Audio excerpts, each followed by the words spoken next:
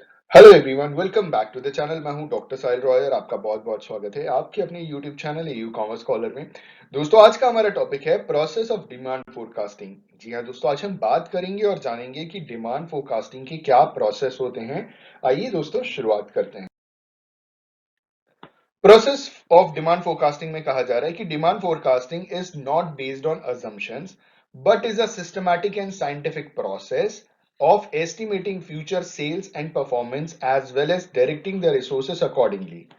सबसे पहली बात ध्यान से समझिएगा कि डिमांड फोरकास्टिंग assumptions के ऊपर बेस्ड नहीं होता। हमने जो भी इकोनॉमिक्स पढ़ी है उसमें माइक्रो इकोनॉमिक्स में ज्यादातर लॉज assumptions के बेसिस के ऊपर हैं, क्योंकि ये इकोनॉमिक्स का एक हिस्सा है।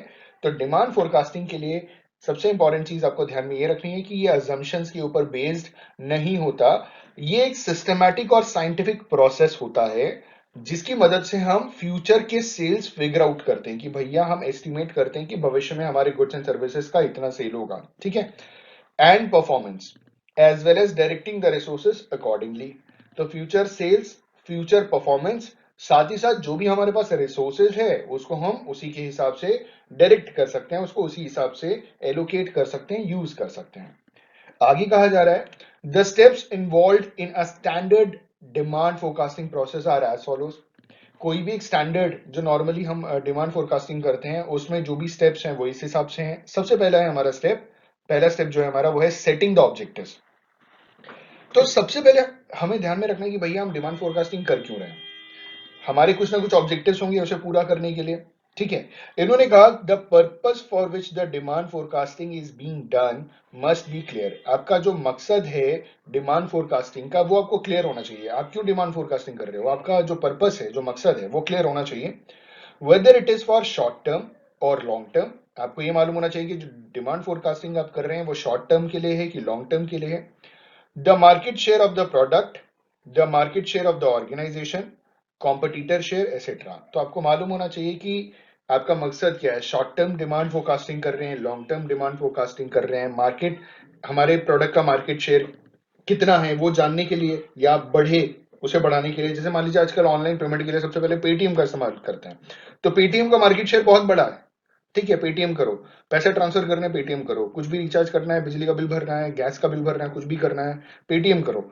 तो पेटीएम का एक बहुत बड़ा मार्केट शेयर हो गया ई वॉलेट में, तो ये डिमांड फोरकास्टिंग की मदद से ही हुआ है, ठीक है। The market share of the organisation पता करने के लिए और कॉम्पिटिटर का कितना शेयर है हमारे उस कैटेगरी में। By all these aspects, the objectives for demand forecasting are framed। इन सारे ऑब्जेक्टिव्स को मद्देनजर रखते हुए डिमांड फोरकास्टिंग के ऑब्जेक्टिव्स को फ्रेम किया जाता है। अगला है हमारा डिटरमाइनिंग द टाइम पर्सपेक्टिव। हमें तय करना है, हमें बताना है कि भैया कितने समय के लिए कर रहे हैं हम डिमांड फोरकास्टिंग। इन्होंने कहा the defined objectives are supported by the period for which the forecasting is being done. ठीक है, देखिए शॉर्ट टर्म के लिए अगर आप डिमांड फोरकास्टिंग कर रहे हैं तो शॉर्ट टर्म के लिए शॉर्ट टर्म आपके ऑब्जेक्टिव्स होंगे, लॉन्ग टर्म के लिए कर रहे हैं तो लॉन्ग टर्म ऑब्जेक्टिव्स होंगे। तो इन्होंने कहा कि सबसे पहले जब भी हम ऑब्जेक्टिव्स को डिफाइन करते हैं तो हम उसको उसके पीरियड के साथ सपोर्ट करते हैं कि भैया ये जो ऑब्जेक्टिव है इतने समय के लिए है हमारा। आगे कह रहे हैं the demand for a commodity varies with the change in its determinants over the time. किसी भी एक कमोडिटी की जो डिमांड है, किसी भी गुड्स या सर्विसेज की जो डिमांड होती है वो समय के हिसाब से बदलती रहती है। डिपेंड करता है कौन कौन से फैक्टर्स उसे प्रभावित कर रहे हैं। जो डिटरमिनेंट्स होते हैं वो उसके फैक्टर्स होते हैं जो उसे अफेक्ट करते हैं, ठीक है। आगे कह रहे हैं there is a negligible change in price, income और other factors in short run. अगर आप कोई सामान शॉर्ट रन के लिए बेच रहे हैं तो उसमें प्राइस में नेग्लिजिबल चेंज होगा, ज्यादा चेंजेस नहीं आ सकता, आप कर भी नहीं सकते हो, ठीक है। महंगा बेच रहे हो तो महंगे में बिक जाएगा शॉर्ट टर्म के लिए, लॉन्ग टर्म के लिए आप नहीं बेच सकते हो क्योंकि कस्टमर्स को जानकारी हो जाती है, ठीक है। इनकम लोगों की तुरंत तुरंत तो बढ़ती नहीं है, या और भी कोई फैक्टर्स शॉर्ट रन में ज्यादा इफेक्ट नहीं करते, लेकिन ऑर्गेनाइजेशन में notice a considerable difference in these determinants over a long term affecting the demand for a commodity. तो यहाँ पे तो ऑर्गेनाइजेशन भी ये चीज नोटिस करता है कि इन्हीं सारी चीजों में जैसे प्राइस जो है वो समय के हिसाब से बढ़ जाएगा, ठीक है।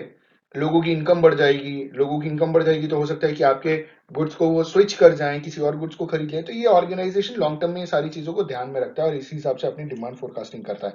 तो आपने देखा होगा ना, कोई भी कंपनी कोई भी प्रोडक्ट बनाती है तो उसका एक सस्ता वर्जन भी बनाती है, महंगा भी बनाती है। आप मोटरसाइकिल ले लीजिए, कार भी ले लीजिए, कि कोई भी मॉडल, तो सस्ता उनके लिए होता है जिनकी इनकम कंपैरेटिवली कम होती है। अब किसी भी कार को ले लीजिए, कोई 5 लाख रुपए में बेस मॉडल मिलता है तो उसका टॉप मॉडल 9 लाख, 10 लाख, 12 लाख रुपए में मिलता है। तो ये मार्केट के हिसाब से बनाया जाता है कि भैया जिसकी कम इनकम वो खरीदना चाहे तो वो भी खरीद सकता है, जिसकी ज्यादा इनकम वो भी खरीदना चाहे तो वो ज्यादा फीचर्स के साथ खरीद सकते हैं। तो इसी हिसाब से डिमांड की जाती है, फोरकास्टिंग की जाती है। अगला है हमारा selecting a suitable demand forecasting method. अब डिमांड फोरकास्टिंग के बहुत सारे मेथड होते हैं, तो हमें अपनी नीड के हिसाब से एक बेस्ट सूटेबल मेथड को इस्तेमाल करना है, यूज करना है डिमांड फोरकास्टिंग के लिए। Demand forecasting is based on specific evidence. Evidence का मतलब होता है सबूत, ठीक है। तो जो डिमांड फोरकास्टिंग होता है वो कुछ सबूतों के बेसिस के ऊपर होता है and is determined using a particular technique और मेथड। और इसे हम डिटरमाइन करते हैं कोई एक पर्टिकुलर तरीका या एक मेथड अपना करके। The method of prediction must be selected wisely. तो डिमांड फोरकास्टिंग तो एक तरीके का प्रिडिक्शन ही है ना, हम अनुमान लगाते हैं ना कि भविष्य में इतनी डिमांड होगी। तो ये जो भी हम कर रहे हैं इसे हम बहुत वाइसली सोच समझ करके विचार करके हम तय करें।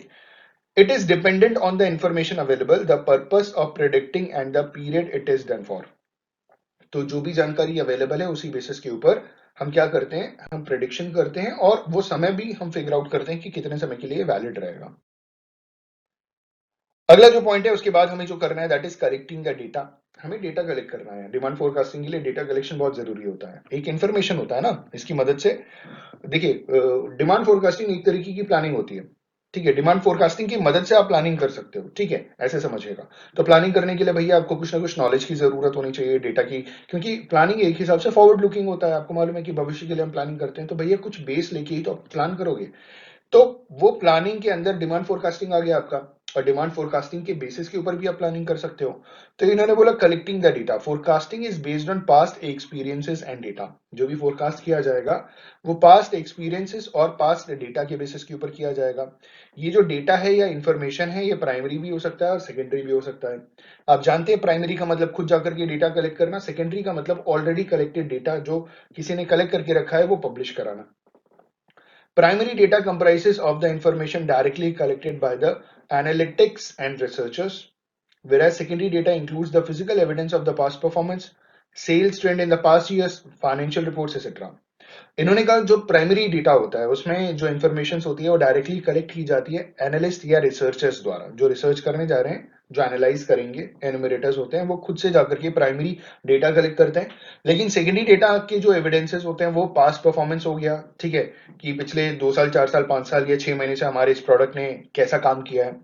आगे सेल्स ट्रेंड पास्ट ईयर्स का, भैया किस महीने में सेल ज्यादा बढ़ जाती है, कहाँ कम हो जाती है, ठीक है।